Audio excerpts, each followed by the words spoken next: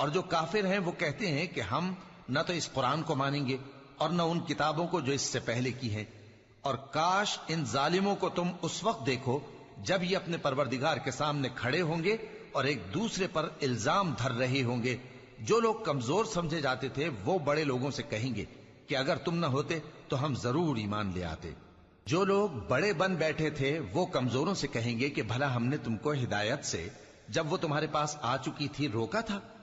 نہیں، بلکہ تم ہی گناہگار تھے۔ اور کمزور لوگ ان بڑے لوگوں سے کہیں گے نہیں، بلکہ تمہاری رات دن کی چالوں نے ہمیں روک رکھا تھا جب تم ہم سے کہتے تھے کہ ہم اللہ سے کفر کریں اور اس کا شریک بنائیں۔